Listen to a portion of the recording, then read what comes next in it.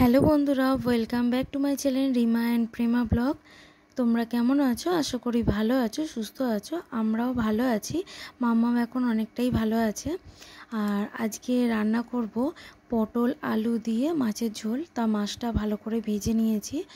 আর এই দিকে পটল কাটা হয়ে গেছে। পটলটা আগে ভেজে নেবো, তারপরে আলুটা ভাজবো। তা পটল আর বরবটিটা ভেজে আলু ভেজে নিয়ে এখন কষিয়ে নিচ্ছি। আর পটল আলুর তরকারিটা আজকে নিরামিষভাবে করব, পেঁয়াজ রসুন দেব না। তা আদা আর জিরে বাটা দিয়ে করব। তো এইদিকে মশলাটা আমার কষানো হয়ে গেছে আর টমেটো দিয়েছি, দিয়ে ভালো করে কষিয়ে নিয়ে তারপরে জল দিয়ে দেবো, দিয়ে মাছগুলো দিয়ে দেবো। এইদিকে দেখো আমার ভাত হয়ে গেছে, গরম গরম ভাত হয়ে গেছে। আর ওইদিকে কিন্তু মাছের ঝোলও হয়ে গেছে।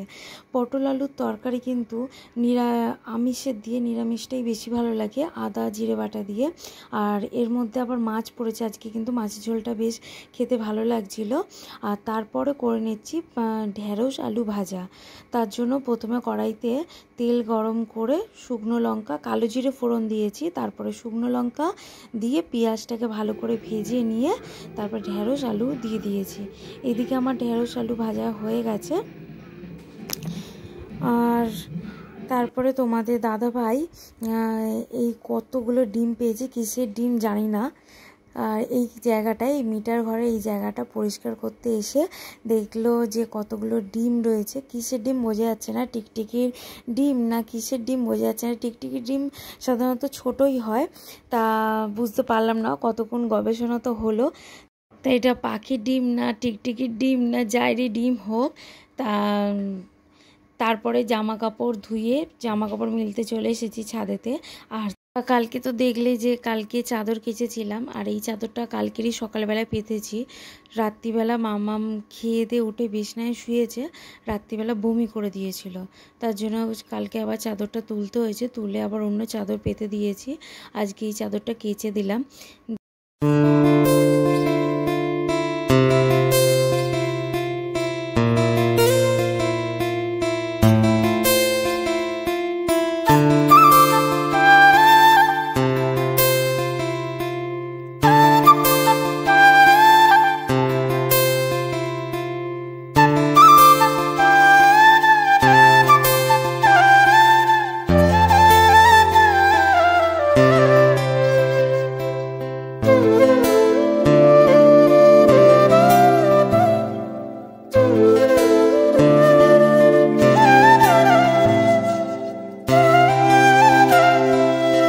এসেছি জামা কাপড় তুলতে, আর একটু হাওয়া খেতেও এলাম। ঘুম থেকে উঠে ছাদে এসে একটু বসে থাকি, একটু হাওয়া খেয়ে জামা কাপড় নিয়ে তারপরে নিচে যাই।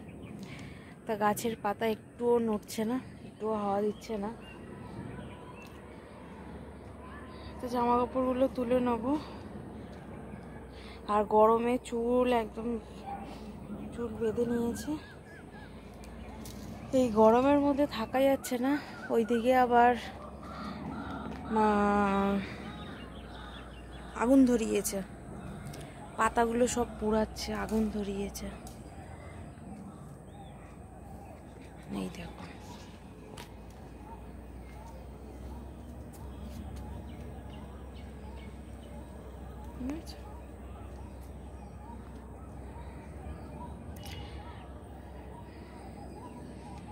আগুন ধরিয়ে পাতাগুলো পোড়ায়। ওদের তো শান্তি, পাতাগুলো পুড়িয়ে দেয়, কিন্তু আমাদের অশান্তি। কারণ পাতাগুলো পুড়ে পুরো কালি হয়ে বাড়িতে ধুলো পুরো কালি হয়ে যায়। কালকে আবার ঘর ঝাড় দিতে গিয়ে মানে এত ধুলো বেরোবে, কালো ধুলো। তো যাই হোক, ওরা ওদের কাজ করছে। আর এই গাছেতে দেখো কত আম হয়েছে। এই যে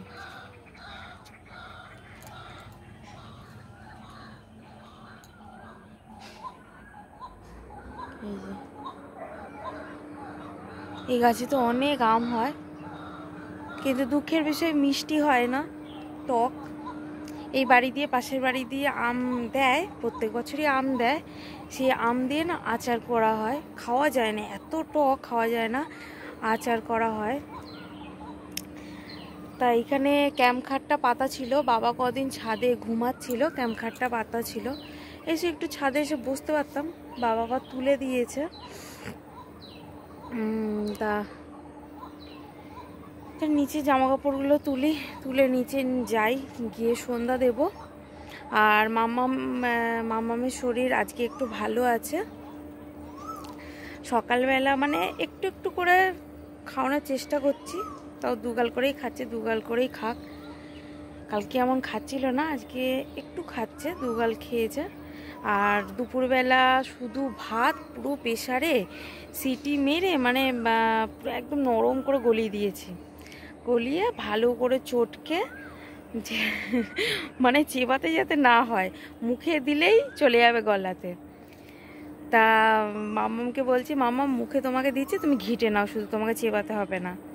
তা দুগাল ওই শুধু ভাতই প্রেসারে নুন দিয়ে সেদ্ধ করে নিয়েছিলাম, তো এই দুগাল ভাত খেয়েছে, দুগাল একটু ভাত খেয়েছে দুপুরবেলা।